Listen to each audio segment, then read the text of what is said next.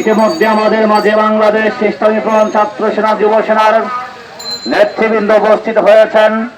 বিশানতা কাউসার আহমদ রুবেল, বাংলাদেশ ইসলামী ঢাকা জেলা শাখার সাংগঠনিক সম্পাদক, বাংলাদেশ যুব দিবস উপলক্ষে যুব পদযাত্রার আয়োজন করেছে।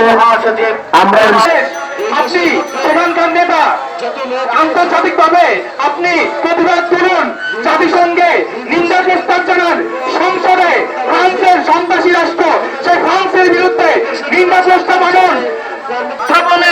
প্রথম গর্ভধারণ রাষ্ট্র, তাই বিশ্ব থেকে ফ্রান্সকে ইতিমধ্যেই যদি নিয়ন্ত্রণ করা না যায়, এই শান্তির বিশ্ব অশান্তি হয়ে পড়বে।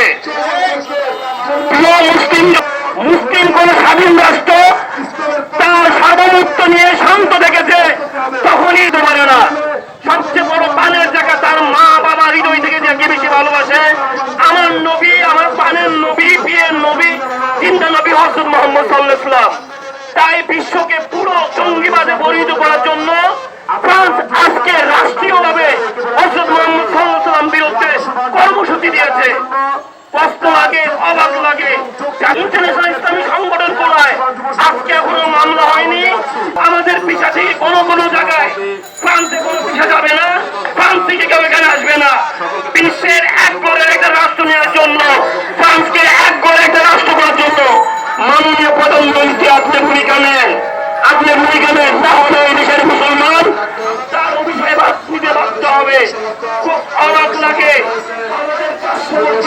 ভারত তারা গণতন্ত্রের কথা বলেন, তারা আমাদের সীমান্তবর্তী হয়েও আজকে ভারত জঙ্গিবাদের লালন ক্ষেত্র হয়ে উঠেছে।